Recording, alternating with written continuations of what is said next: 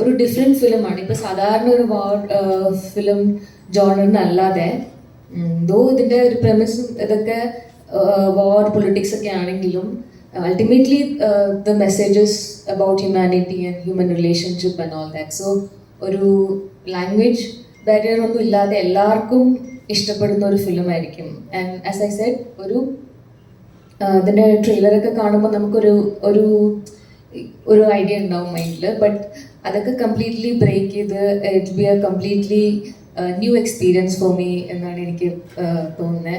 തിയേറ്ററിൽ ഭയങ്കര എൻജോയ് ചെയ്ത് കാണാൻ പറ്റുന്ന ഒരു നല്ലൊരു തിയേറ്ററിക്കൽ എക്സ്പീരിയൻസ് ആയിരിക്കും ഇത്. മ്യൂസിക് ആണെങ്കിലും ഭയങ്കര ഫ്രഷ് ആണ് ഇതിൽ. I felt and it's very different from all the films that he has done so far.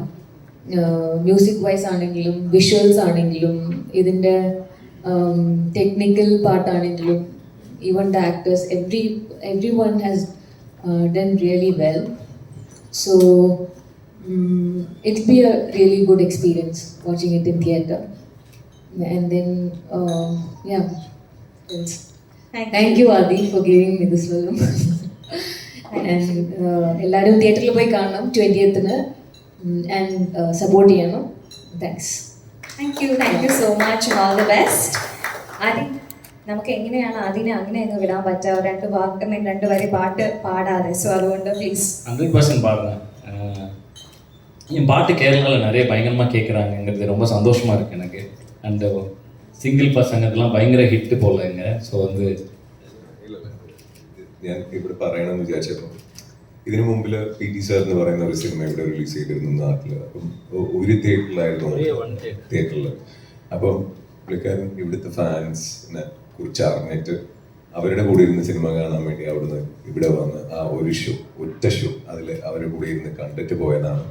പിന്നെ പുള്ളിക്കാരനെ ഇവിടെ ഇത്രയും ഫാൻസ് ഉണ്ടെന്നുള്ളത് പുള്ളിക്കാരനെ ഇവിടെ വരുമ്പോഴാണ് അറിയാം.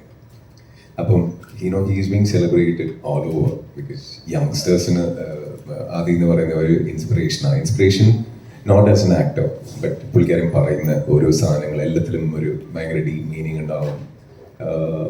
നമുക്ക് എല്ലാവർക്കും അറിയാം മറ്റേ ജല്ലിക്കെട്ട് സമയത്ത് എന്തെല്ലാം ഇഷ്യൂസ് ഉണ്ടായിരുന്നു, പക്ഷെ പുള്ളിക്കാരൻ ഭയങ്കര വാലിഡ് ആയിട്ടുള്ള ഒരു സാധനങ്ങൾ പറഞ്ഞതാണ്. അപ്പം ഓൾ ദി യങ്സ്റ്റേഴ്സ് എല്ലാവരും അതിനെ റിലേറ്റ് ചെയ്യുന്നുണ്ട്. അപ്പം ഇங்கே உங்களுக்கு இன்னும் நிறைய ஃபேன்ஸ் இருக்காங்க. நெக்ஸ்ட் டைம் நீங்கள் கேரளாவில் இன்னும் நிறைய ப்ரொமோஷன்ஸ் பண்ணணும், நிறைய தியேட்டர்ஸில் ரிலீஸ் பண்ணணும்.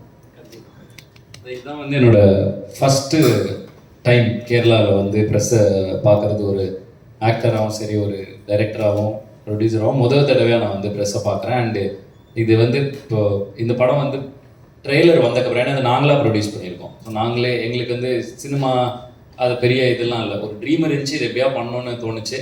ஸோ இது வரைக்கும் சினிமாவில் என்னெல்லாம் சம்பாரிச்சோமோ அதெல்லாம் எடுத்து போட்டு ஒரு பெரிய படம் எடுக்கலாம்னு முடிவு பண்ணி எடுத்துட்டோம். அண்ட் இதை எடுத்துகிட்டு இப்போ தான் வந்து நாங்கள் வந்து கற்றுக்குறோம் எப்படி ப்ரொடியூசராக எக்ஸ்ட்ரானரியாக பண்ணுறோங்கிற நம்பிக்கை எங்களுக்கு வந்துடுச்சு. படம் அவுட் பார்த்தோன்னே தெரிஞ்சிச்சு. அடுத்து பிஸ்னஸ்ங்கிற ஒரு விஷயம் இருக்குது, அதை இப்போ தான் நாங்கள் கற்றுக்க ஆரம்பிச்சிருக்கோம்.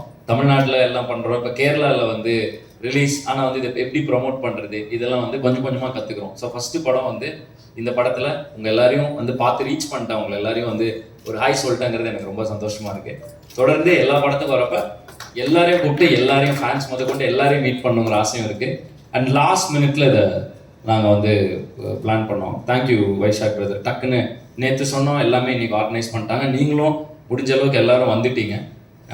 அண்டு ஒரு நல்ல தியேட்டர்ஸ்லையும் இதை ஸ்க்ரீன் பண்ணுறதுக்காக பிக் ட்ரீம்ஸ் வந்து அவங்களும் நல்ல தியேட்டர்ஸில் இதை ஸ்க்ரீன் பண்ணுறாங்க. ஸோ அந்த வகையில் எனக்கு ஒரு பயங்கர ஹாப்பினஸ். அப்போ நல்லா சப்போர்ட் பண்ணுறாங்களே அப்படின்னு இப்போ தான் எனக்கு வந்து இப்போ பார்த்தோன்னா